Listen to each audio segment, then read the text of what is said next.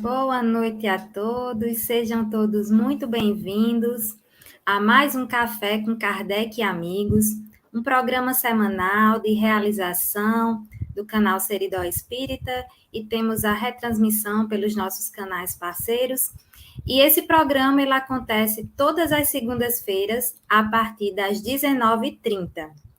Hoje estamos na edição de número 66 e temos como convidado o querido amigo Murilo Neves, palestrante espírita e que já nasceu em berço espírita.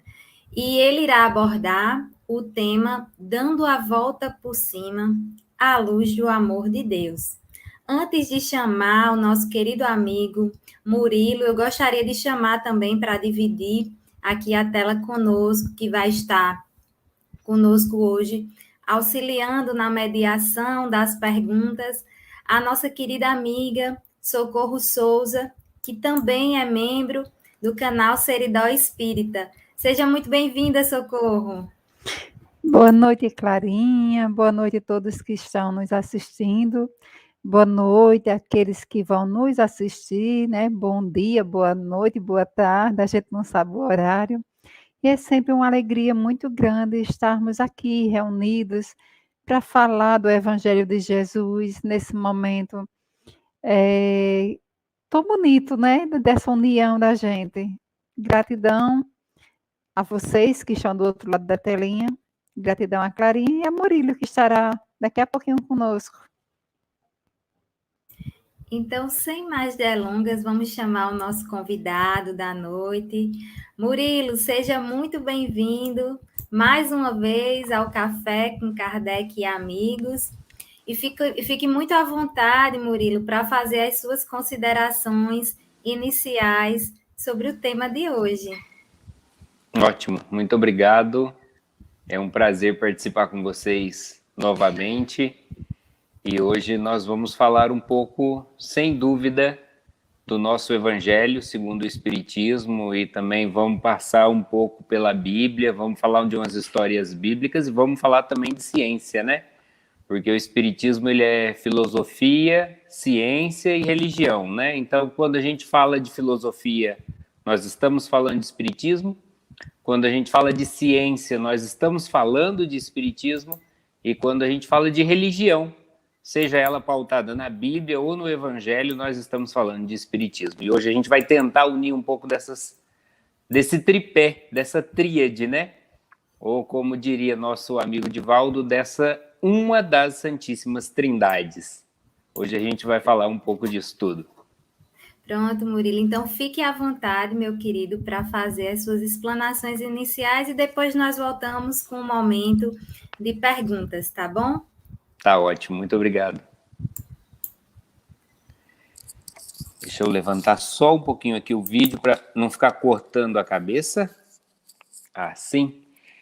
E como é que a gente vai falar de dar a volta por cima? Quando eu pensei em falar sobre esse tema, dar a volta por cima com os ensinamentos do Cristo, com os ensinamentos do amor de Deus, o que me veio primeiro à mente é em Mateus, no capítulo 5, no versículo 13, quando Jesus diz: vós sois a luz do mundo e o sal da terra. Quando Jesus fala isso, de duas uma. Ou ele estava fazendo palestra motivacional na Judéia, ou Jesus está certo e nós estamos errados. Porque se Jesus disse que nós somos a luz do mundo e o sal da terra, vamos analisar primeiro essa questão. A luz é tudo aquilo que clareia, que ilumina, é aquilo que abrilhanta, é aquilo que nos possibilita ver. Então, isso é a luz. E o sal? O que é o sal da terra? Eu sempre achei que o sal fosse tempero. Mas nas minhas penúltimas férias assistindo o programa da Ana Maria Braga, Ana Maria disse que o sal não é tempero. Que tempero é cebola, pimenta, alho. Que o sal, ele é um realçador de sabor. E é por isso que se usa sal até para fazer doce. Porque o sal não é para temperar, é para realçar o sabor, para aumentar o sabor. Então, traduzindo as palavras de Jesus, nós somos aquilo que faz brilhar a terra e nós somos aquilo que dá sabor à terra. Bom, Jesus enxerga isso em nós. Se Jesus enxerga isso em nós, por que a gente se sente inferior? Por que é que nós nos sentimos menores, tão frágeis, tão fracos, sendo dotados de serem filhos de Deus? Há algumas semanas atrás eu fui para o rancho na fazenda do meu tio, que fica na cidade vizinha daqui. Aqui em Goiás, quando a gente diz cidade vizinha, é no mínimo 100 quilômetros, né? As cidades em Goiás são todas muito distantes umas das outras, diferentes do estado de São Paulo, né? Que as cidades estão em média de 10 a 14 quilômetros uma da outra. Aqui em Goiás é no mínimo 100 quilômetros. Então, eu fui para o rancho do meu tio na cidade vizinha e na estrada eu vi escrito em um caminhão assim: sou filho de Deus, irmão de Jesus. É o fraco, hein? Filho de Deus, irmã de Jesus. E eu ainda complementaria mais, né? Filho de Maria e irmão dos 12 apóstolos. Eu ainda faria esse complemento. Então, tendo toda essa potência, sendo irmão de Jesus, sendo filho de Maria, sendo filho de Deus, tendo os 12 apóstolos como irmãos, por que é que a gente ainda se sente inferior, incapaz, triste, feio, gordo demais, magro demais, alto demais, pequeno demais? Por que é que a gente não consegue sentir essa potência em nós que Jesus enxergava? E é sobre isso que nós vamos falar hoje. Porque o Evangelho segundo o Espiritismo é uma carta de alforria que nos liberta dessa visão infantil que nós temos de nós mesmos, de nos colocarmos como vítimas, como incapazes, como não merecedores de amor. O Evangelho segundo o Espiritismo tem como objetivo nos empoderar para assumirmos a nossa própria existência e regenerar o nosso próprio coração. Então, para a gente falar um pouco sobre isso, vamos falar um pouquinho de ciência e vamos aqui falar de consciência dentro da psicanálise. Da psicanálise básica, todos vocês já devem ter visto isso em algum assunto sobre psicologia e psicanálise. Vamos definir o que é consciência, pré-consciência e inconsciência para a gente aprofundar nesse assunto que Jesus vem falar para nós. Consciência é tudo aquilo que eu estou sentindo e pensando nesse momento. Então, o que é consciência agora, para a gente exemplificar? É você pensar, hoje é segunda-feira, são quase 8 horas da noite, eu estou sentado assistindo uma palestra de um menino lá de Goiás. Isso é consciência. O que é pré-consciência? É onde estão arquivados todas as nossas informações que temos. Todas as cores, todos os sabores, tudo o que nós aprendemos na escola e tudo o que nós lembramos do que já vivemos. Mas ele não está consciente agora. Ele está pré-consciente, ele está arquivado. À medida que eu for chamando essas informações, elas vão aparecendo. Vamos fazer um teste? Vá respondendo daí. O que está escrito na bandeira do Brasil? Qual o nome da sua mãe? Qual o nome da sua primeira professora? Qual o nome do presidente dos Estados Unidos? Viu? Tudo isso é pré-consciência. As informações já estão armazenadas no seu cérebro, na sua pré-consciência, e à medida que a gente vai necessitando, elas vão sendo trazidas. Já o restante é inconsciência. E por mais incrível que pareça, apenas 5% do nosso cérebro está utilizando a consciência e a pré-consciência. Os outros 95% do nosso cérebro estão na inconsciência. A gente faz sem saber por quê.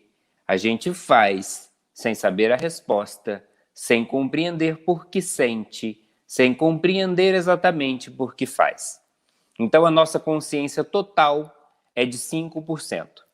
É por isso que quando eu faço perguntas um pouco mais complexas, você não consegue responder rapidamente. Como eu tenho certeza, quais as cores da bandeira do Brasil? Você consegue responder rápido, já está na sua pré-consciência.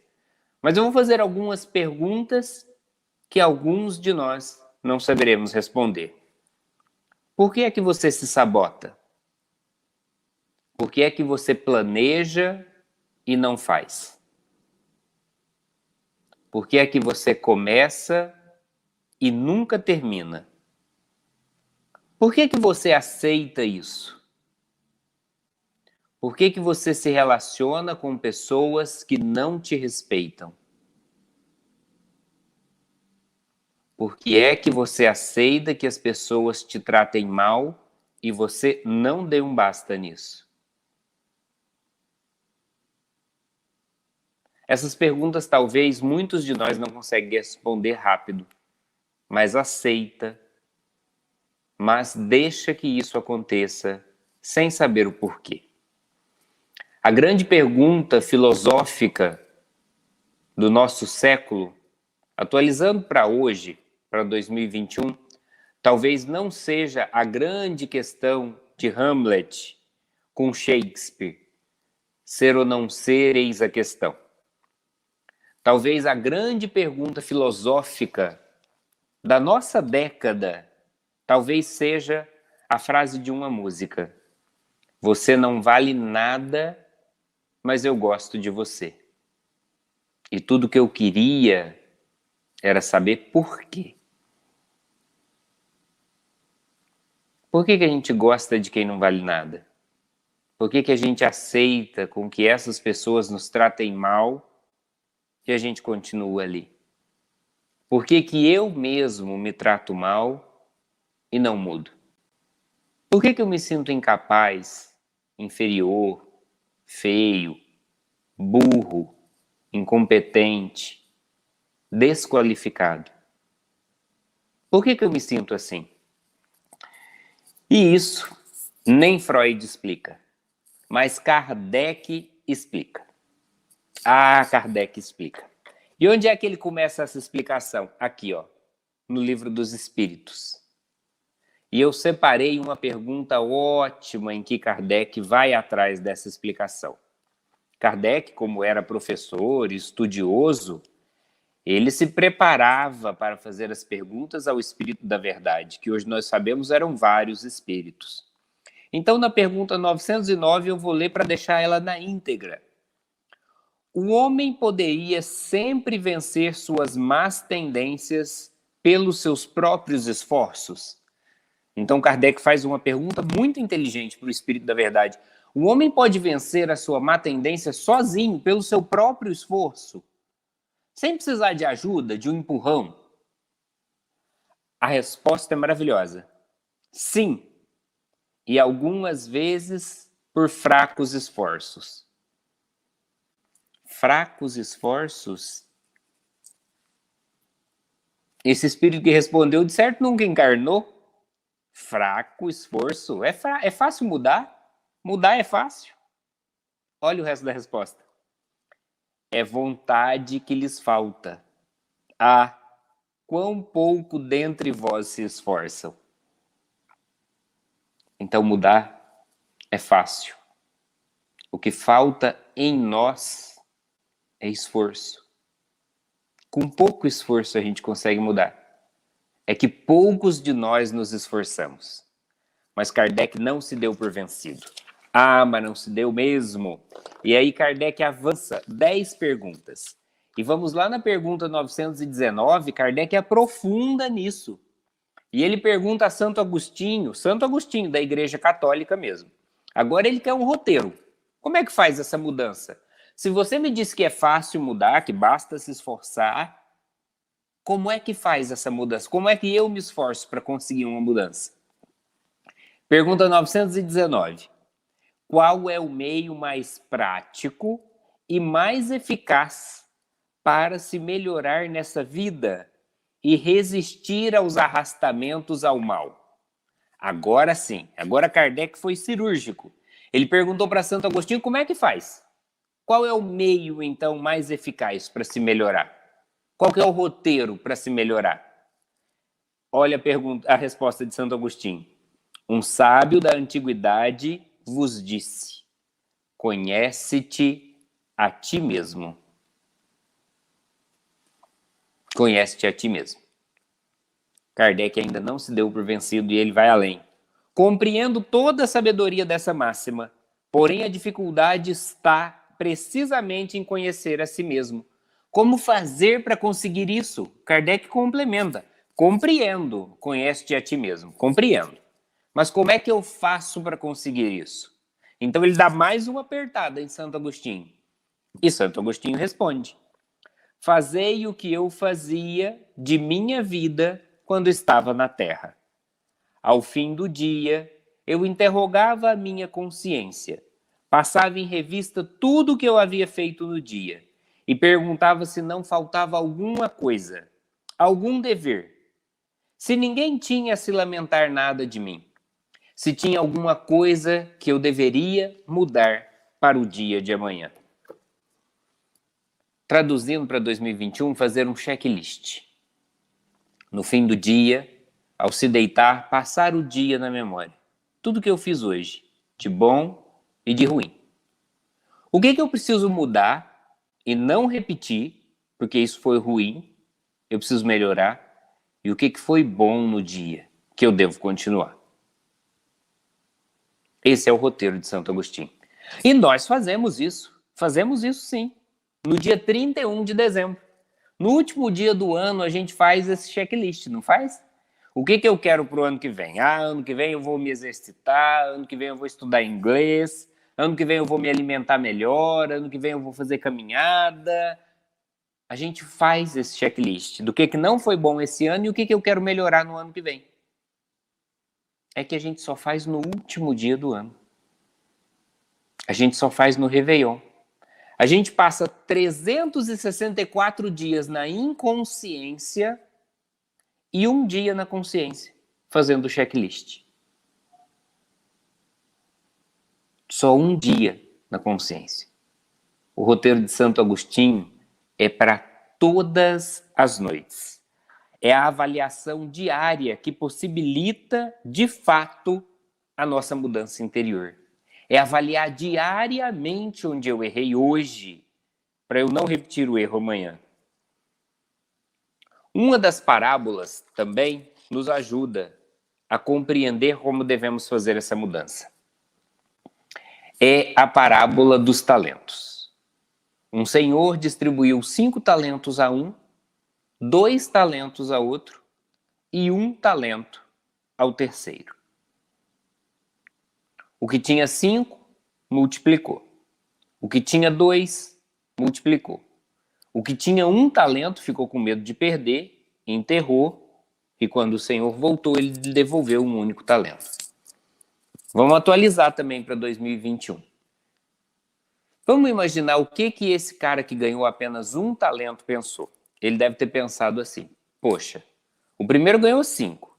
Se ele investir 2 talentos na Bolsa de Valores, no Bitcoin, e dobrar isso, tá ótimo. Se ele perder, ele ainda continua com 3. O outro ganhou 2. Se ele investir 1 talento e perder tudo, ele ainda continua com mais 1. Mas eu só tenho 1. E se eu perder esse, eu vou ficar sem nada. Ele usou a comparação. Quantos de nós não fazemos isso? Faça brilhar a vossa luz. Ser luz no mundo e sal da terra. Mas a gente não consegue ser luz no mundo e sal da terra porque a gente acredita que a gente só tem 1 talento. Poxa, mas o outro tem tanto. O pai dele é rico, dá tudo para ele, estudou na melhor universidade, tem carro, tem casa, tem acesso a inúmeras coisas que eu não tenho. Então eu me sinto mal. Porque ao invés de usar o talento que eu tenho, eu vou me comparar com o talento que o outro tem. Segundo a psicologia, 99% dos motivos das nossas tristezas são de comparação da nossa vida com a vida do outro.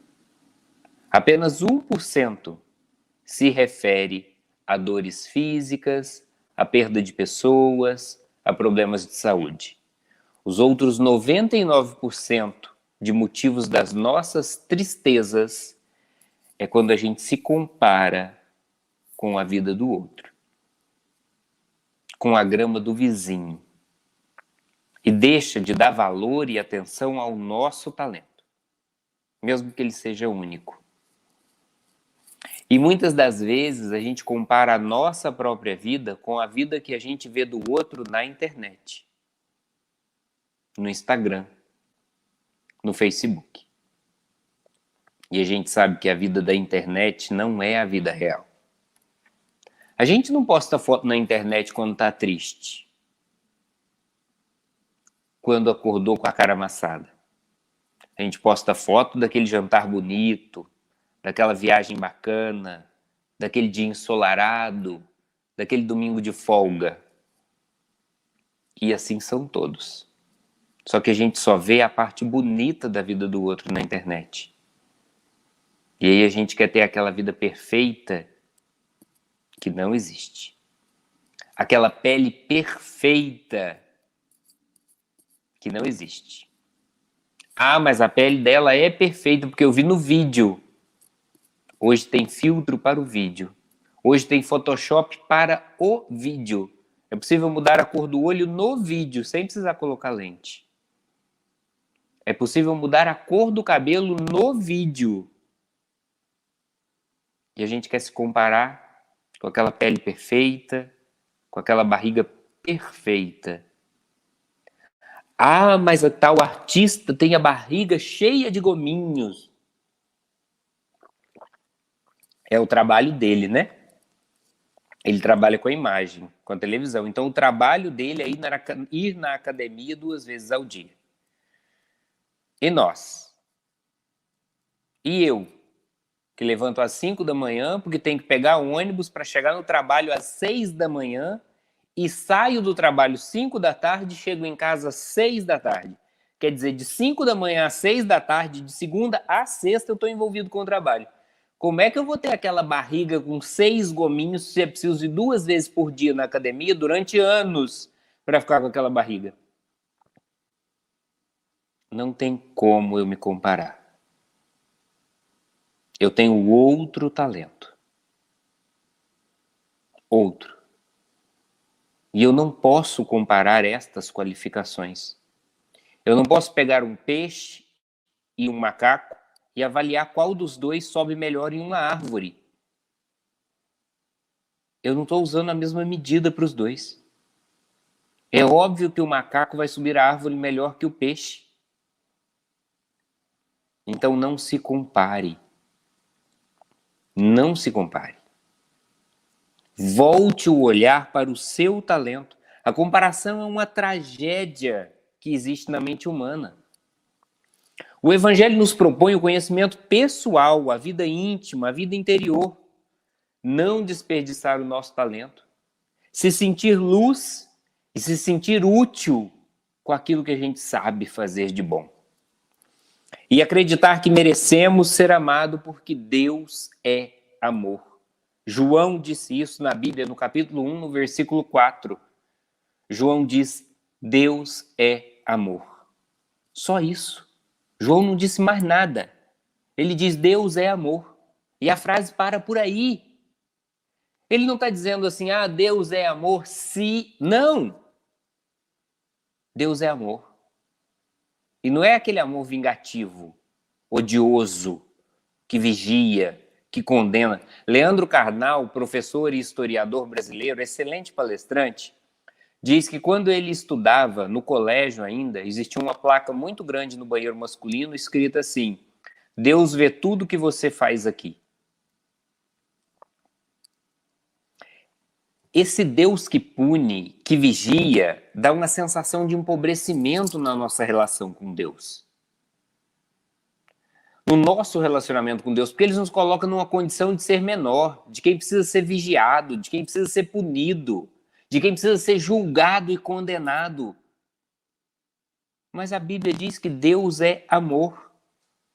E isso basta. Deus ama você. E é isso que importa. A importância que a maioria das pessoas dão para você no mundo, a maioria por interesse.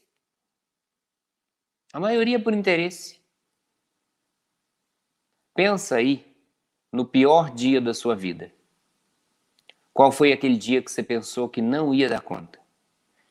Aquele dia que você pensou que não ia resistir mais. Quem estava lá com você? Quem te ajudou? Quem te deu a mão? São essas pessoas e Deus que importa para você. Você não tem que provar nada para ninguém. Na internet. Nessas pessoas que você não conhece. Nessa maioria de pessoas que te seguem na rede social para fazer fofoca da sua vida e não porque te apoia. As pessoas que realmente importam para nós são as que estavam conosco no pior momento das nossas vidas. É Deus e essas pessoas que te amam verdadeiramente que você pode contar. Todas as outras pessoas não nos dizem respeito. Claro, você pode auxiliá-las, você pode ajudá-las, você deve respeitá-las, mas você não deve a sua vida e nem satisfação a elas. A proposta do Cristo é de interior, é de cuidar de si, é de se sentir bem, não de se comparar. A memória é caracterizada por guardar e arquivar momentos de alto impacto emocional. Então a nossa memória vai sempre arquivar tudo aquilo que tocou na nossa emoção. Então eu vou fazer aqui 3 perguntas e vamos ver qual dessas te fez arquivar algum momento de emoção. Onde você estava em 2 de agosto do ano 2000? Pensa aí. Não sabe? Onde você estava, então, dia 1º de dezembro do ano de 2010? Essa está mais perto. Não lembra? Então agora eu vou fazer uma ótima, vamos ver se você se lembra. Onde você estava em 11 de setembro de 2001? O atentado às Torres Gêmeas. Onde você estava? Onde você recebeu a notícia? Quem te deu a notícia? Quando tem um alto impacto na sua emoção, ele vira uma memória eterna. É por isso que você se lembra do pior dia da sua vida. E é por isso que você também se lembra quem te apoiou nesses dias difíceis. E é por isso que você também lembra de dias importantíssimos, né? O melhor Natal, o dia do casamento, o dia do noivado, o dia do namoro. É com essas pessoas que você tem arquivos memoráveis na sua memória que você deve se preocupar. E Deus, será que me escuta? Porque nós estamos vivendo uma pandemia onde só no Brasil já morreram quase 600 mil pessoas. No mundo, 4 milhões, se não me falha a memória. Será que Deus escuta as nossas orações? Tá, Jesus diz que nós somos a luz do mundo e o sal da terra, e João diz que Deus é amor, mas será que Deus está me escutando? Então eu vou dar outra historinha para vocês de quando eu fui no rancho do meu tio há uns dias atrás. Eu moro numa cidade em Goiás que se chama Quirinópolis. Ao sair daqui eu peguei o celular e olhei na tela do celular, estava escrito assim, Quirinópolis, 8 horas da manhã, 16 graus. Fui para o rancho, 100 quilômetros daqui. Chegando lá, eu peguei o celular. Estava escrito assim, Caçu, 9h30 da manhã, 22 graus. Eu viajei e o celular sabia onde eu estava, que horas era e que temperatura estava, sem eu dizer nada para ele. O Google consegue acessar o ID do seu celular, do seu computador, do seu tablet. E mesmo que você permita ou não, o Google sempre sabe onde você está. Sempre. Repara que quando você vai pedir um Uber, ele encontra a sua localização. E ele diz onde você está. Então, se o Google sabe onde você está, quando você está, qual a temperatura que você se encontra, e o Google é um sistema de computador, imagina Deus que criou tudo, que fez tudo, que te fez, e que designou um anjo específico para cuidar de você, denominado por alguns como anjo da guarda e por muitos de nós espíritas como espírito protetor. Imbuído neste sentimento, que Davi escreveu o Salmo 139, que eu vou ler só um pedacinho. Senhor, tu me sondas e me conhece. Tu sabes do meu assentar e do meu levantar. De longe entende o meu pensamento. Cerca o meu andar e o meu deitar. Conhece todos os meus caminhos. Não havendo ainda palavra alguma na minha língua, eis que logo o Senhor tudo conhece. Tu me cerca por detrás e por diante, e se puseste sobre mim a sua mão. Davi escreveu isso, eu acho que quase 1000 anos antes de Cristo. Por que é que a gente, então, se permite viver esse projeto, não se permite viver esse projeto de sal e de luz que Jesus tem para a nossa vida? Se nós sabemos que Deus está conosco o tempo todo, que Ele não só nos escuta, mas como Ele faz parte de nós, e Ele está em nós, porque Deus está em tudo que é a sua criação. Por que é que a gente não acredita nisso? Fazei brilhar a vossa luz. E o que é que a gente faz? Ofusca a nossa luz, se sentindo inferior, pela escolha infantil da comparação com o outro, que nesta encarnação recebeu talentos maiores que os nossos. Talvez ele é um espírito mais antigo, é merecimento dele, talvez ele fez por merecer, talvez seja um teste para ver se ele vai cair.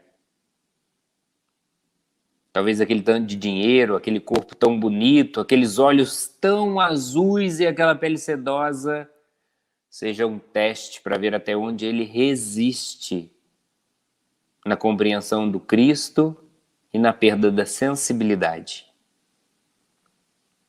Talvez nós, com o nosso corpo, com nossa casa mais simples, com o nosso carrinho mais simples, com o nosso emprego um tanto quanto humilde, com a possibilidade que a gente teve de estudar. Muitos têm acesso a faculdades particulares. Muitos de nós mal conseguiu completar o colegial porque não teve possibilidade. Não tem como eu me comparar com a possibilidade do outro. É diferente da possibilidade que eu recebi. Vamos pensar assim então, quantas pessoas já te amaram? Quantos professores você teve na vida? E não estou falando só de professores de sala de aula, não. Professores da vida. Quanta coisa boa você já viveu? E a gente achando que Deus ama mais o outro do que a gente. E para começar, e para terminar, voltando na pergunta lá do começo, você pode não valer nada. Você não vale nada, mas Deus gosta de você. Porque Deus nos ama todos da mesma maneira. O que diferencia é a quantidade de talentos que a gente tem nesta experiência que não é eterna. Na próxima, tudo vai mudar. No fim do jogo, todas as peças do xadrez vão para dentro do mesmo tabuleiro e da mesma caixa. O rei, a rainha, o peão, todas as peças terminam deitadas dentro da gaveta do tabuleiro. esta vida é só um sopro na eternidade que nós temos pela frente. Deus simplesmente nos ama e apenas aceitando esse amor a gente vai conseguir dar a volta por cima e ser feliz. Acreditando que por mais que hoje eu não consiga iluminar o mundo inteiro com a minha luz, eu consigo iluminar quem está perto de mim, quem está dentro da minha casa, quem trabalha no mesmo emprego que eu. Por mais que eu não consiga dar hoje sabor ao mundo inteiro, eu consiga dar sabor à vida de quem está ao meu lado, fazendo com que ela tenha memórias eternas da maneira maravilhosa que eu sei tratá-la, tendo a consciência que Deus nos ama e que nós temos todo o aparato necessário para fazer brilhar a nossa luz nesta encarnação. Assim, nós vamos conseguir dar a volta por cima. Muito obrigado.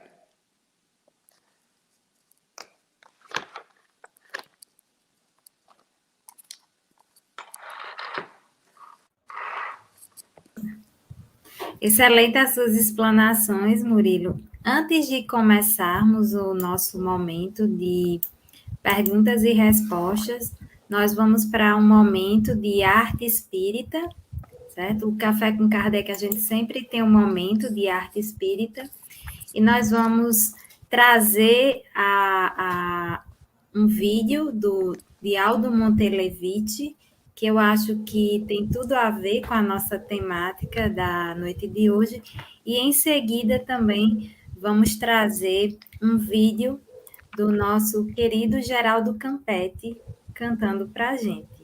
Então vamos ao nosso momento de arte espírita.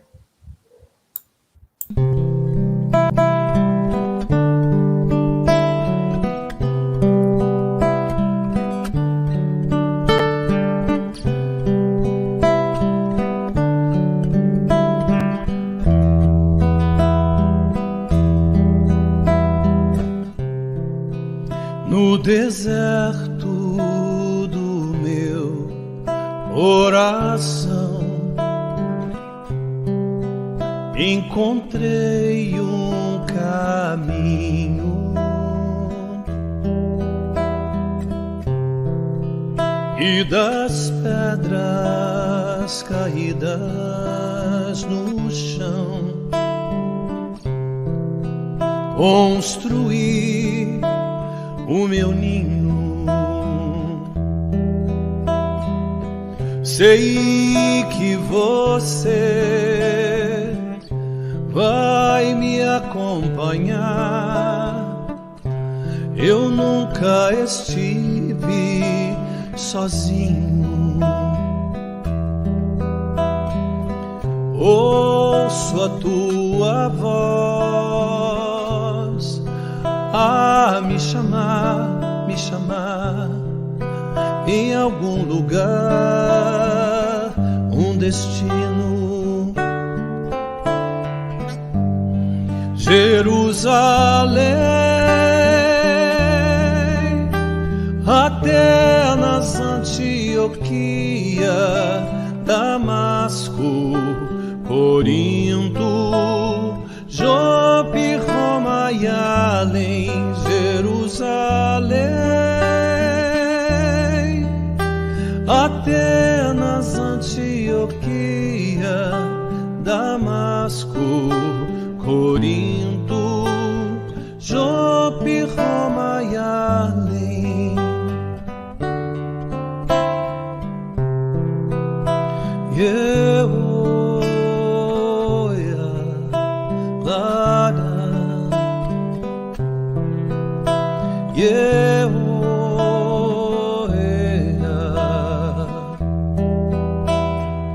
Sei que você vai me acompanhar. Eu nunca estive sozinho.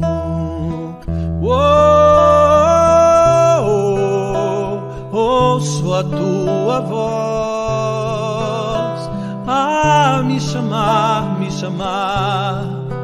em algum lugar, um destino. Jerusalém, Atenas, Antioquia, Damasco, Corinto, Jope, Roma e além. Jerusalém, Atenas, Antioquia, Damasco, Corinto, Jope, Roma e além.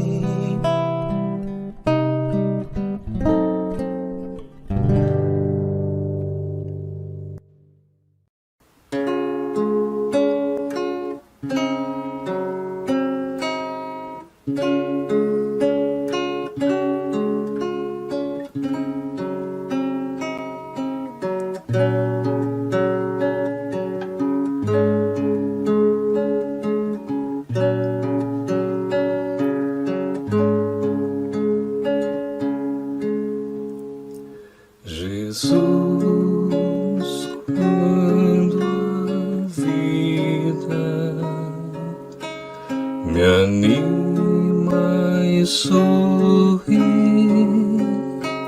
é sempre tão fácil lembrar-me de ti. Visito as estrelas em meu pensamento, não temo, não choro, não há desalento, porém tenho medo de esquecer, Senhor,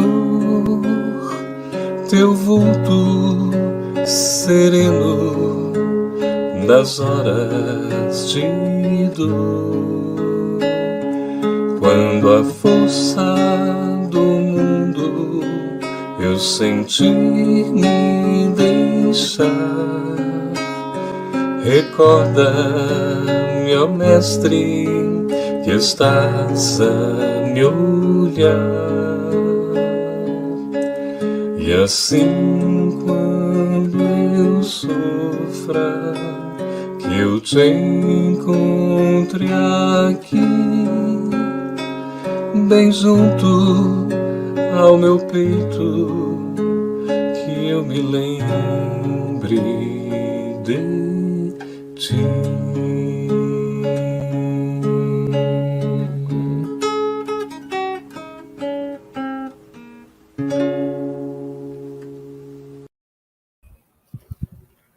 Então, tivemos o nosso momento de arte espírita com Geraldo Campetti cantando a música Rogativa e também tivemos o nosso querido Aldo Montelevite cantando a música Viajores, que ambas as músicas têm tudo a ver com a nossa temática da noite de hoje.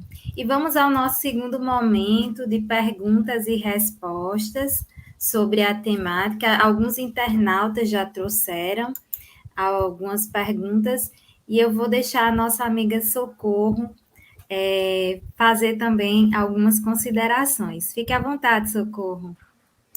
Eu achei excelente, Murilo, a sua fala. Muito boa para ser trabalhada agora no Setembro Amarelo, porque mostra a valorização da vida, a importância da gente valorizar a nossa vida. E enquanto você falava, eu lembrava muito da passagem de Paulo de Tarso, de tudo que ele vivenciou, dos momentos que ele viveu e que venceu, porque não foi fácil ele passar de um extremo a outro. Aí eu pergunto a você, será que a gente estamos seguindo pelo menos 1% do que Paulo seguiu? Será que nós estamos dando algum exemplo? O que é que você acha, Murilo? Estamos nos esforçando bastante? A história Eu acho que sim. Olha só, a história de Paulo de Tarso, que começa como Saulo, né? Vamos só relembrar rapidinho. Saulo era um senador. E assim como os senadores que nós temos hoje, ele devia fazer leis para proteger o seu povo e para melhorar a condição de vida do seu povo.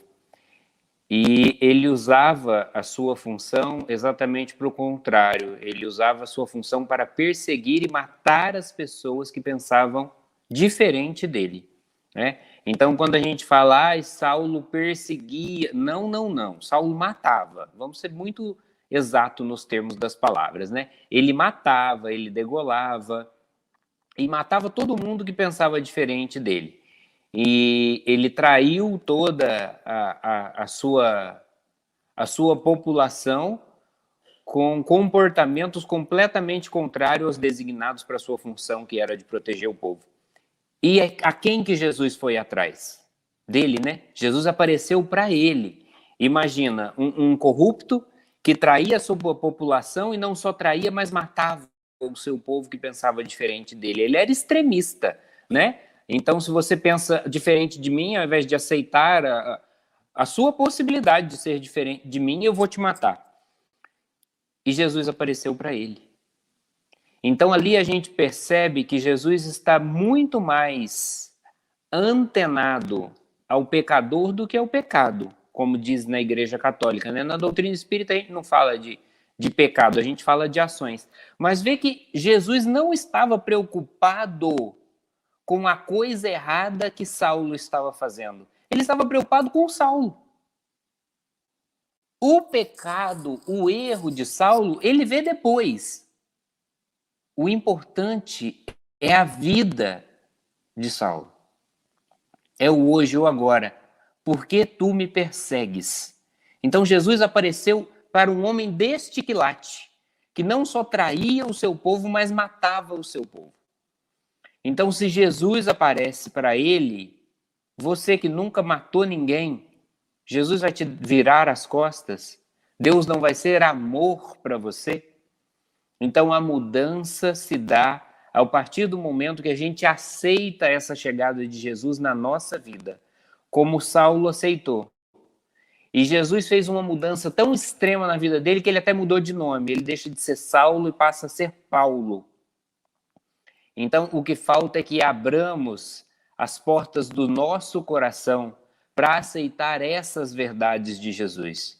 Que nós somos, sim, o sal e a luz. E que quando o nosso coração estiver aberto, a gente vai esquecer tudo de errado que a gente já fez e se focar no checklist do certo que eu preciso fazer a partir de hoje. E eu conheço inúmeras pessoas que só estão aceitando essa entrada de Cristo no coração dentro da UTI com Covid. Eu tive inúmeros amigos que não tinham religião, que sequer aceitavam em Cristo e passaram 5, 7, 10, 15 dias na UTI com Covid, a família fazendo corrente de oração e pedindo oração e a pessoa sai da UTI convertida e religiosa. Estou dando um exemplo extremo, não estou dizendo que você precisa ser Caxias da igreja, não. Aceitar Jesus na vida. É disso que estamos falando. Estou usando um exemplo extremo e não estou falando da vida dos outros porque eu passei por isso. Eu não passei por isso com Covid, mas eu também fui parar na UTI há 3 anos atrás. Eu fui fazer uma cirurgia de retirada de amígdalas. Até tem uma palestra que eu conto toda essa história. Muito parecida com dar a volta por cima, mas a palestra se chama Do que você tem medo, né? E eu fui fazer uma cirurgia de retirada de amígdalas que era para ter durado meia hora e durou 5 horas. E eu tive uma parada respiratória e depois meu coração também parou e eu acordei na UTI 2 dias depois. Eu saí da UTI outra pessoa. Eu mudei completamente o rumo da minha vida depois que eu vi a morte na minha frente. Porque eu tive inúmeros problemas. Eu saí da UTI e eu não conseguia falar. Na hora de entubar, cortaram a minha língua. Eu fiquei 3 meses sem sentir sabor. Tudo que eu comia, de pimenta a jurubeba, eu não sentia sabor de nada. Eu não conseguia falar porque a minha língua foi cortada. Eu fiquei com a língua inchada, não cabia dentro da boca. Eu ficava com a língua para fora.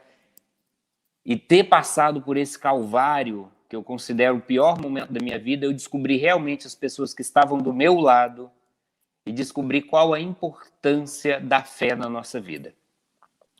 Então, eu vejo a pandemia como um momento muito difícil para todos nós. Graças a Deus, na minha família, quem contraiu o vírus foi de forma bastante leve. Graças a Deus, não perdi ninguém para a pandemia, mas uso esse exemplo de amigos que mudaram a vida e que nós possamos mudar a nossa vida antes que um grande acontecimento desastroso passe pelas nossas sensibilidades. Que a gente consiga ter essa mudança que Saulo teve antes de parar numa cama de hospital, antes de perder alguém muito importante nas nossas vidas.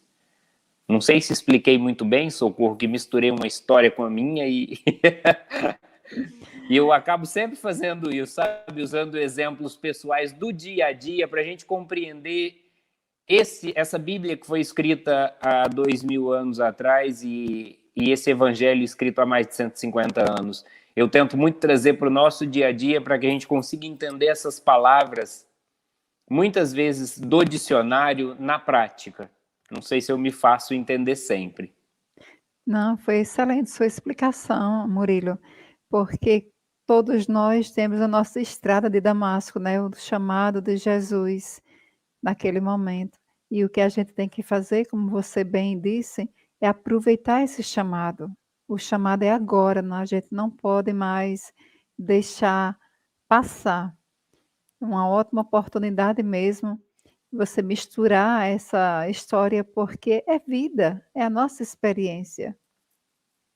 Clarinha, tem alguma pergunta, né, Clarinha? Deixa você fazer. Você, quando estava falando, tanto no início como agora, você falou de deixarmos brilhar a nossa luz, porque nós somos o sal da terra, como Jesus mesmo falou. Nessa perspectiva, Valdomiro traz uma pergunta. Ele diz: como mostrar para um amigo que não está encontrando a luz do mundo e não está se sentindo sal? Muitas das vezes, Valdomiro, a gente se perde exatamente nessa comparação, né? Eu vou fazer uma comparação muito alta aqui com uma reportagem que eu vi essa semana. A Sasha, filha da Xuxa. Xuxa é a mulher mais rica do Brasil, né? Ela saiu até na revista Forbes como a mulher mais rica do Brasil, que reside no Brasil. Existe uma outra mais rica com ela, brasileira, mas não mora no Brasil. E a Sasha nasce filha da Xuxa, no Rio de Janeiro, na cidade maravilhosa, com todas as possibilidades que o dinheiro pode trazer para ela. E eu nasci em Quirinópolis, uma cidade de 50 mil habitantes, encravada no meio do Cerrado, pertinho de Brasília, onde hoje no Rio de Janeiro eu vi na TV, estava fazendo 22 graus, aqui em Quirinópolis está fazendo 38. A nossa umidade relativa do ar hoje aqui em Quirinópolis é 5%, é taxa de deserto. E quem não tem umidificador tem que ficar com a toalha molhada perto porque o nariz sangra. Então eu vou comparar a vida da Sasha com a minha. Eu vou ficar triste, obviamente, né? Porque dá toda a possibilidade que ela tem, todo o acesso que ela tem. E por que eu vim parar aqui? Então a gente precisa mostrar para as pessoas não esse comparativo, mas mostrar para as pessoas que nós temos que ser luz e sal onde Deus nos colocou. Se Deus não me colocou filho da Xuxa, seria ótimo para mim, mas não é lá que eu mereci estar. Se Deus não me colocou lá e me colocou aqui no interior, o que é que eu posso fazer por mim e pelas pessoas que estão aqui? Quem é o meu? Jesus disse amar ao próximo como a ti mesmo. Quem é esse próximo? É o próximo mais próximo. É quem está dentro da tua casa e é quem está ao seu lado no trabalho. É com quem você passa mais tempo. E na maioria das vezes é com estas pessoas que a gente tem menos paciência. Que a gente briga mais, se estressa mais, acaba perdendo a paciência mais.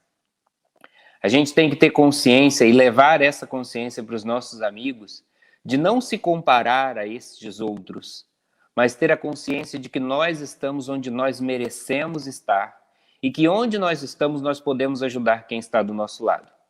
Eu vejo aqui na minha comunidade muitas pessoas querendo levantar dinheiro para mandar para a África enquanto tem pessoas aqui na rodoviária da minha cidade dormindo no chão sem cobertor. Então a gente precisa ajudar, sim, quem está na África, mas a gente tem que ajudar primeiro quem está do nosso lado. É aquela frase que diz no avião: se o avião despressurizar, vai cair máscara de oxigênio. Primeiro coloque a sua, para que você mantenha a sua sanidade, o seu cérebro oxigenado, para que você consiga ajudar o outro. Não é eu vou colocar a máscara de todo mundo e por último a minha, porque vai me faltar oxigênio e eu vou desmaiar. Primeiro eu vou colocar a minha máscara. E assim eu estou pronto para ajudar o outro. Ajudar o outro dizendo para ele que ele é a luz e o sal da vida dele. Que primeiro ele tem que cuidar dele. E que a hora que ele conseguir se reerguer, a hora que ele conseguir ficar de pé, a hora que ele conseguir que o amor de Deus é o mesmo para todos, apesar que o dinheiro não é o mesmo para todos, por definições claras de momento em que estamos passando da nossa vida espiritual que é eterna, aí sim nós estamos prontos para brilhar e iluminar quem está do nosso lado, onde nós estamos. O caminho é por aí. Fantástico, Murilo, sua resposta. Igor Mateus, ele faz uma pergunta. Murilo, como vencer essa espécie de tendência de nunca estarmos satisfeitos com o que temos? É na busca incessantemente de ter, estamos esquecendo do ser? Exatamente. Na busca incessante de ter, a gente esquece de ser. Exatamente. Muito correto essa colocação. Porque se a gente entra na internet, todo mundo só mostra o que tem, né? É como eu falei na palestra, viagem excelente, a comida naquele restaurante bacana que juntou dinheiro 2 meses para ir naquele restaurante, mas não conta, né? Que comeu pão com salame várias noites para juntar dinheiro para ir naquele restaurante. Não posta a foto do pão com salame, nem do ovo, não. Posta a foto quando a gente consegue ir no restaurante. E aí a gente só se compara com a foto que a gente viu do restaurante. O pão com salame a gente não viu. E aí a gente passa também a querer ter. E quando a gente não consegue ter, a gente quer parecer ter. Aí a gente compra a bolsa falsa, o relógio falso, o celular falso, para parecer que é verdadeiro e fingir que a gente também tem. Enquanto a proposta do Evangelho ela é intimista.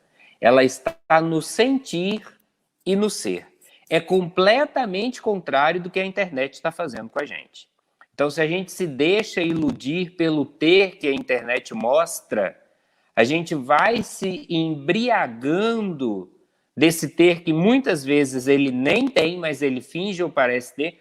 Hoje eu assisti assim no TikTok, eu estava assistindo, eu estou de férias do trabalho esse mês de agosto, então eu estou podendo acordar à tarde e ficar passeando pela internet. E hoje eu vi assim no TikTok, nascer pobre não foi uma escolha sua, mas fingir ser rico na internet é. Ninguém precisa saber dos seus boletos, mas você pode usar coisas falsas e fingir que são verdadeiras.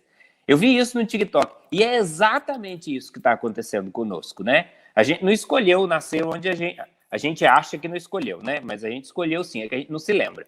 Então a gente pensa, eu não pedi para nascer, eu não queria ter nascido aqui no interior, nessa seca toda. Mas então eu vou fingir que eu não sou daqui, eu vou fingir que eu sou diferente.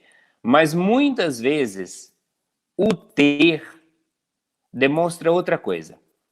Talvez tendo aquela grande casa, não se tenha ali dentro um lar. Talvez tendo aquele carro caríssimo, não se tem dentro daquele carro uma palavra de afeto ou de carinho.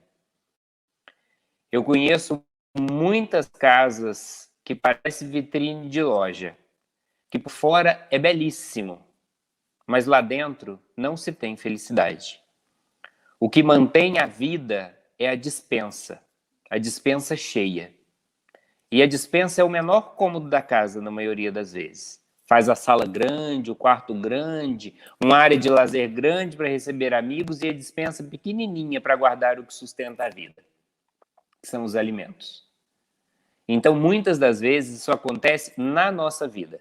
A gente usa uma fachada muito bonita, como a vitrine de uma loja, põe as melhores peças e está com a despensa vazia. A época da fralda e da moral descartável. Então é nisso que a gente precisa ter. É nisso que a gente precisa ter o cuidado e pensar. Em ter a nossa despensa abastecida de amor, de carinho, de afeto, de pessoas que realmente se importam com nós, porque é isso que vai dar a manutenção da vida. E não a altura da casa, o tamanho da casa e a fachada da casa. Porque a gente se perde exatamente aí. Entendo que conquistar as coisas materiais e não dando importância para o que realmente sustenta a vida, que é o amor. Perfeita essa colocação. E, inclusive, Marcílio coloca esse comentário, ó. Chico já dizia, daqui levamos o que somos, o que temos fica. Né? Exatamente, Marcílio, exatamente. Quando você Pode estava falar, falando na sua fala, eu lembro que você falou um pouco sobre o autodescobrimento. Inclusive, você citou, eu acredito, uma parte do Livro dos Espíritos, né? Uma resposta. Nessa perspectiva do autoconhecimento, você considera, Murilo, que a capacidade dos indivíduos de recomeçar tem uma ligação com o seu processo de aceitação de quem somos, das nossas imperfeições e das nossas sombras, e com esse processo também de autodescobrimento? É exatamente aí que começa, quando a gente começa a se conhecer, a saber do que a gente tem medo, o que a gente realmente acredita, a conhecer basicamente o nosso processo biológico, né? Por exemplo, eu sei, vou começar muito embaixo para a gente chegar na resposta. Eu sei quais alimentos me fazem bem e quais não fazem, né?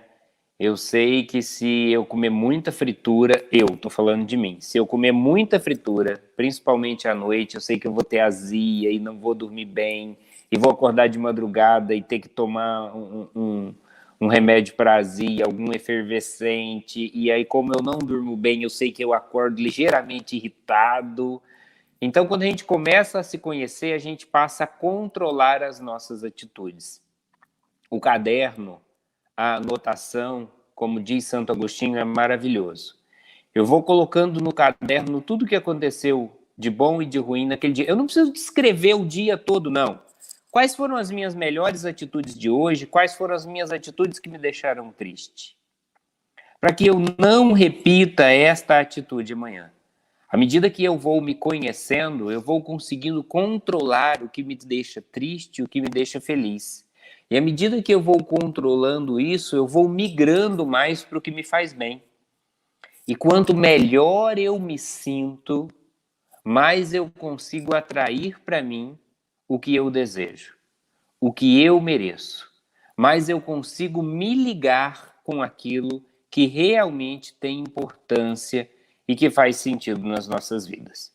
Quando a gente vai pelo caminho contrário, aí sim aparecem as dores. As dores são maravilhosas também, como dizia Chico e como diz Divaldo, né? Divaldo diz que não há nada mais maravilhoso na vida para te fazer lembrar de Deus que uma dor de barriga na rua. Quando você tem uma dor de barriga no meio da rua, a primeira coisa que você pensa é: meu Deus do céu, o que eu vou fazer agora? Então, quando a gente está indo pelo caminho contrário do autoconhecimento e do amor, as dores consequentemente vão aparecer, mas as dores, como diz Joana de Ângeles, é sempre uma placa de advertência. Sempre que doer, entenda que tem uma placa na sua frente dizendo que você está pegando o caminho errado, que é o outro caminho, que é preciso voltar para o outro caminho.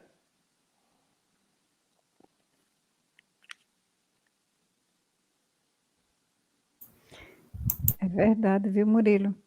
Murilo, a gente sabe que a vida sempre nos traz mudanças e de forma muitas vezes abrupta, né? E esses aparecimentos nem sempre são coisas boas, coisas positivas. Tem muitas dificuldades, financeiro, são crises financeiras, são doenças, são mudanças de emprego, são traições. Como Nós sabemos, né? Sabemos que dar a volta por cima está relacionada à nossa capacidade de recomeçar, mas como fazer isso? Porque é muito difícil recomeçar. E como recomeçar diante de tantas coisas? É realmente muito difícil recomeçar, tanto que é tão difícil recomeçar que até Kardec insistiu no mesmo quesito 3 vezes, né? Ele fez a pergunta do 909 e na 919 ele fez 2 perguntas. Uma não se deu por satisfeito e mandou mais uma pedindo o roteiro. Realmente, recomeçar, readaptar é muito difícil. Não é fácil. Até porque a gente tem uma tendência de gostar do mais tranquilo, gostar daquilo que exige menos esforço para nós. Uma possibilidade para a gente começar a acreditar que essa mudança é possível é primeiro você centrar em você, se conhecer, o autoconhecimento. Já disse Santo Agostinho para Kardec há mais de 150 anos atrás, o roteiro é esse. Primeiro você precisa conhecer a ti mesmo. Porque quando você se conhece, você sabe o que você merece e o que você não merece. Eu não mereço ser tratado dessa maneira. Então eu não vou revidar a maltratação que o outro fez comigo. Eu só vou me afastar. Eu não aceito que você me trate assim. Então eu não vou mais te receber na minha casa. Não vou mais. Eu tenho a obrigação de te ajudar, mas eu não tenho a obrigação de te salvar. Eu me perdi nisso durante muito tempo.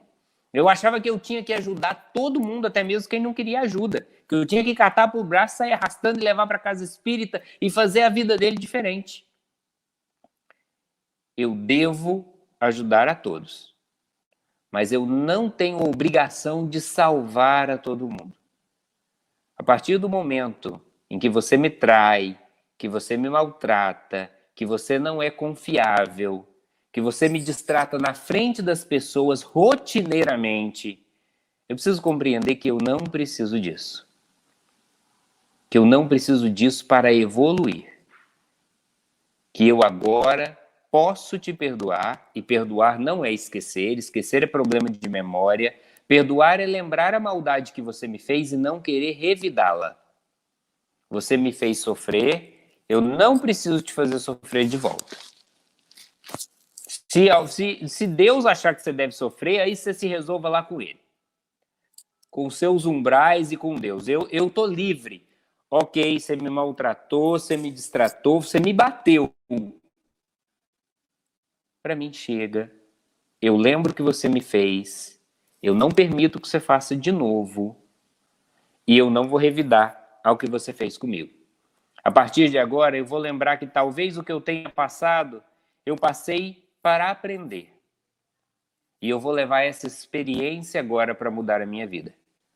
Porque Deus é amor. Então eu vou anotar tudo o que eu senti quando você fez isso comigo e vou ver que tudo o que eu senti não foi positivo. E se não foi positivo, merece mudança.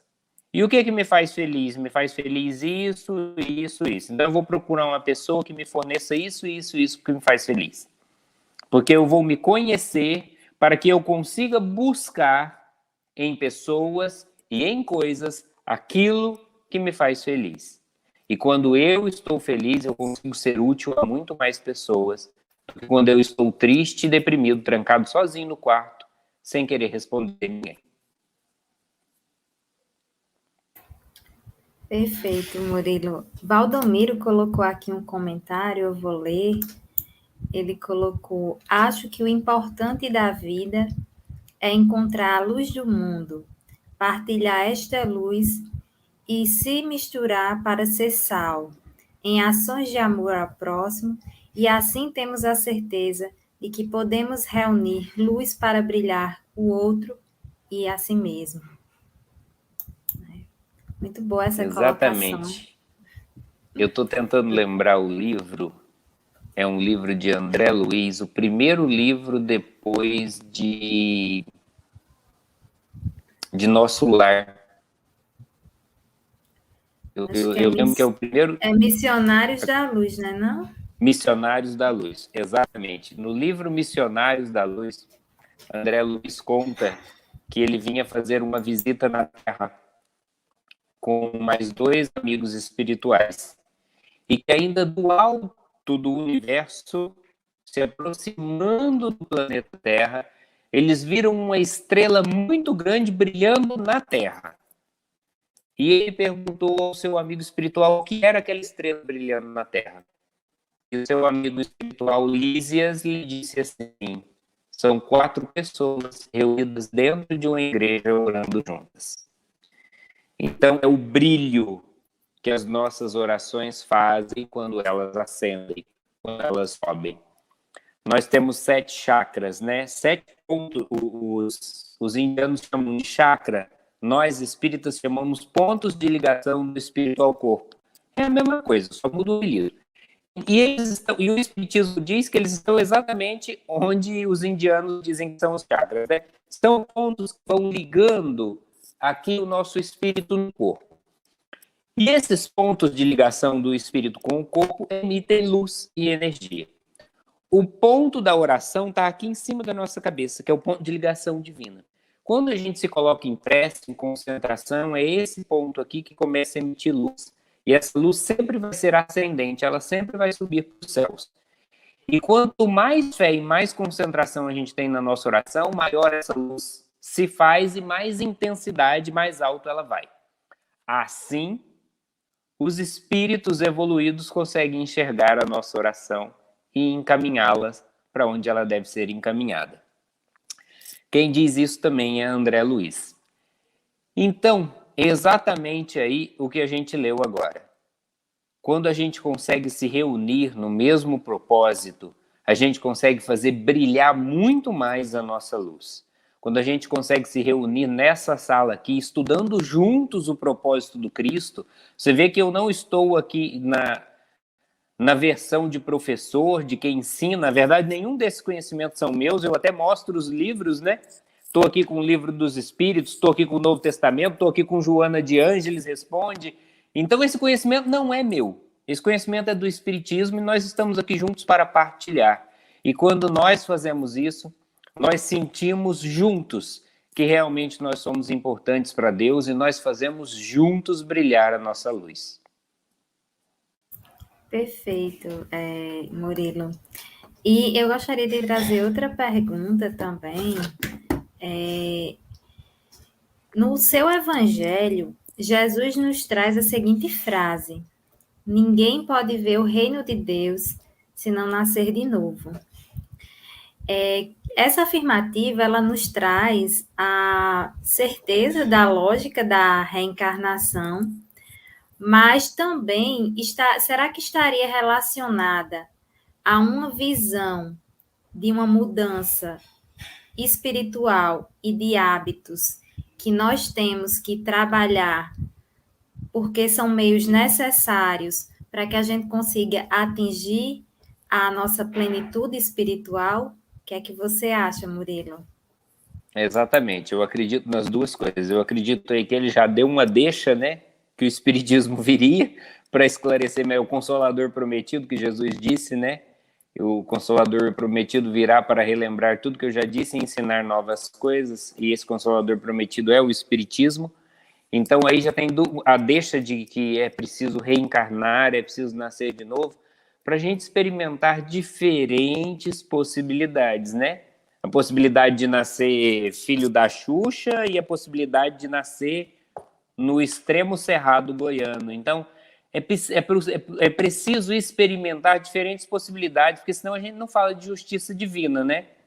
Já pensou assim, a pessoa que nasceu lá no extremo sertão e não teve acesso nenhum à alfabetização, não teve acesso, não é porque ela não quis, ela não teve acesso no lugar que ela nasceu, né? Numa região amazônica, ela não teve acesso à educação. E outra pessoa que nasce em São Paulo, filho de milionário, que vai para a escola de helicóptero. Onde é que está a justiça divina em fazer dois extremos? Então, nascendo de novo, a gente tem diferentes possibilidades e Jesus nos testa como é que a gente se comporta, tendo muito e tendo pouco. E aí a gente volta lá para a parábola dos talentos, né? Se você é fiel no pouco, no 1 talento, Deus vai compreender que você vai ser fiel no muito, nos 5 talentos. Então, É possível ter inúmeras reencarnações, é possível nascer de novo, mas é possível nascer de novo nessa vida também, como Paulo de Tarso fez. E como eu tenho visto muitas pessoas nascerem de novo depois de contrair o Covid. E é muito importante a gente olhar com esse olhar, de que é realmente um momento difícil, de que existem muitas pessoas que estão desencarnando, mas a gente compreender que nada é por acaso, nem para elas e nem para nós, e é que é possível ainda, mesmo em um momento difícil, enxergar um ponto positivo, que após sair dessa doença terrível, todos nós consigamos nascer de novo e muito melhores do que entramos nessa pandemia. Murilo, isso é verdade. Valdomiro faz até uma pergunta, é a última pergunta, né, que nós temos. Você acha que estamos sendo saleiro na vida do outro? Olha, algumas pessoas sim, algumas não, viu? Eu conheço pessoas que não. Conheço pessoas que se esforçam para ser. Conheço pessoas também que já são. Isso vai de pessoa para pessoa. Nós somos uma mistura muito complexa de espíritos antigos, novos e de seres humanos com diferentes potencialidades. Então, no livro Brasil, Coração do Mundo, Pátria do Evangelho, explica que mais do que essa máxima de que o Brasil é o coração do mundo e a pátria do Evangelho, diz que o Brasil ainda é o maior hospital do planeta Terra.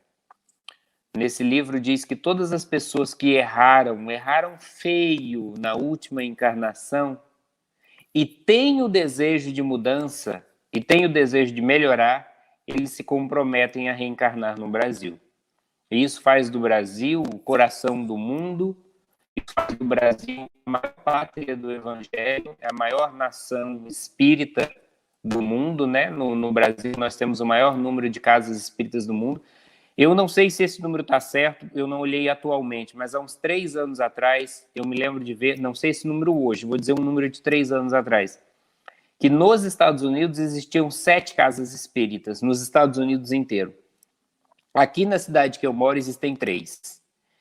Então, a gente vê que o Brasil realmente é a pátria do Evangelho. Então, a gente precisa saber que nós temos uma mistura muito complexa de espíritos em diferentes graus evolutivos aqui na Terra. E que muitas pessoas estão se esforçando para ser esse saleiro na Terra. E eu espero que a seara espírita esteja se esforçando para ser melhor para si e também para o outro. Esse é o meu desejo, né, de ser melhor a cada dia. E espero que o Espiritismo esteja trilhando por esse caminho. Enquanto eu vejo algumas outras religiões, não vou citar nenhuma, outras religiões, com pensamentos ainda muito exclusivos, que é completamente diferente do que Jesus disse, né? Jesus disse que é para amar a todos e pronto. Jesus não disse assim, amar a todos menos os que são da sua religião, amar a todos menos o que tem a sua cor, menos o que tem o cabelo igual ao seu. Não. Jesus disse amar a todos. E eu acho que para ser religião tem que seguir tudo o que Jesus disse. Mas compreendo que também quem faz a religião somos homens e compreendo que todos nós, homens dessa mistura do Brasil, ainda estamos no hospital para melhorar. Então, que mais do que deixar que a religião se denomine sozinha, a gente precisa demonstrar a nossa religiosidade nas nossas atitudes, né? A gente precisa ser espírita o tempo todo. A gente ainda tem um tempinho, eu conto uma historinha de 3 minutos pessoal também. Lemos? Ótimo, então.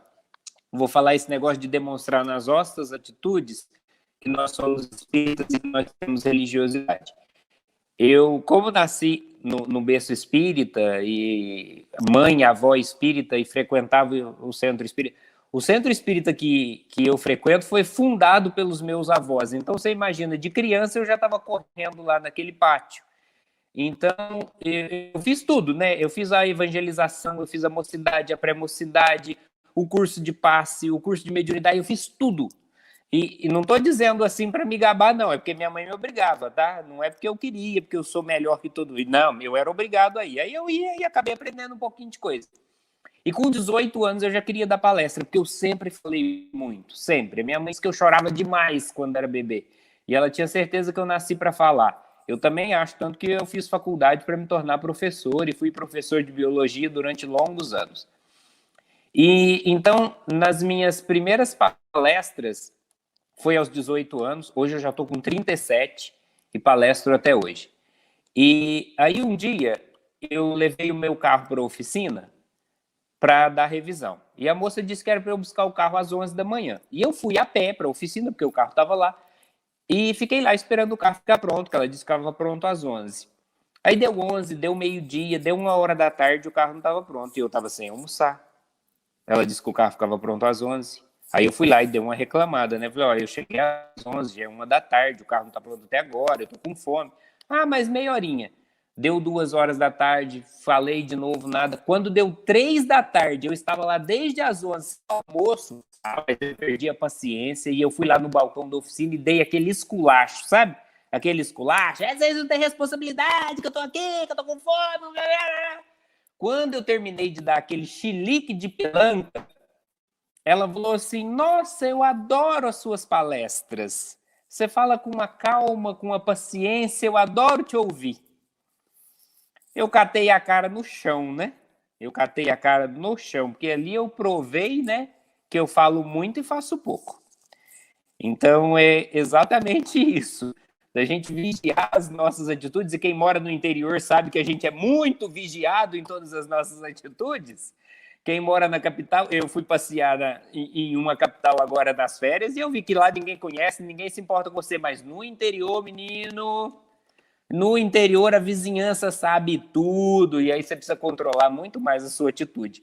Então, nada é por acaso, né? Se a gente está numa cidade que a gente precisa se controlar muito mais, é porque a gente precisa melhorar. É isso.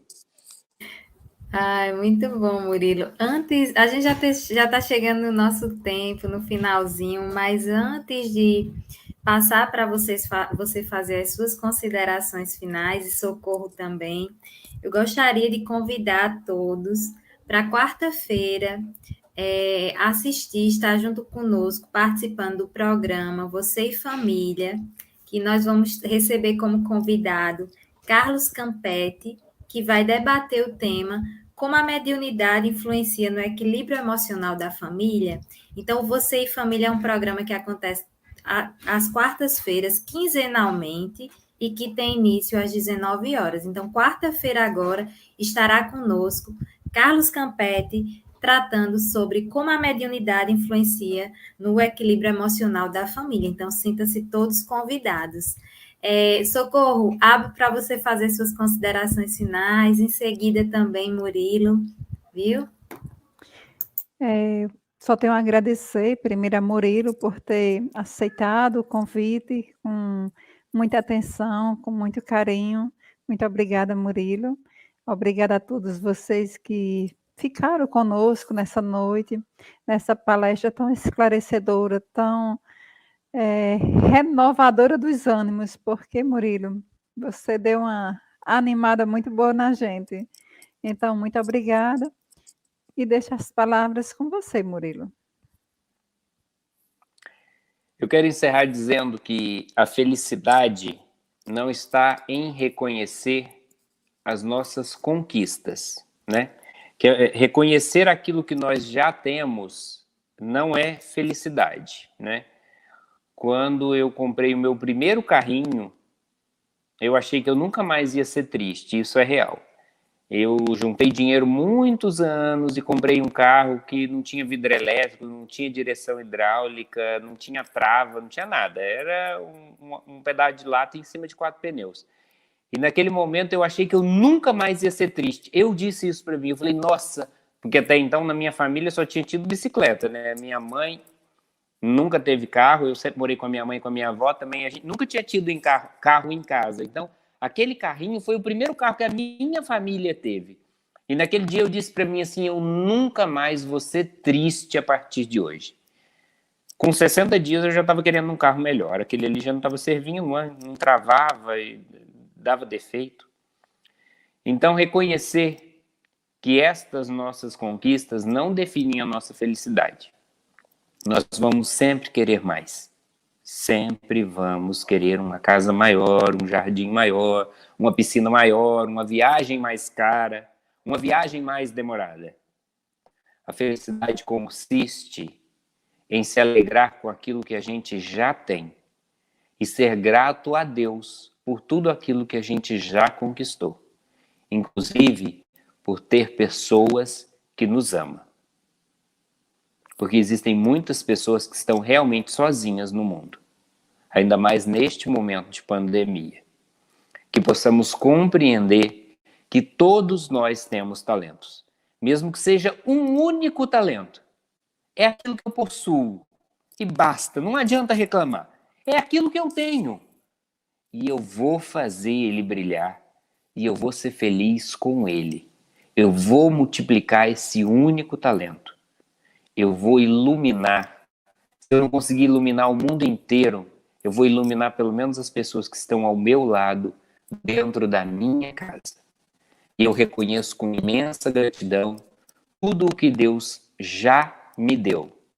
Porque existem muitas pessoas que não têm absolutamente nada, nem a compreensão do amor de Deus. Muito obrigado. Muito obrigada, Murilo. Foram excelentes as reflexões.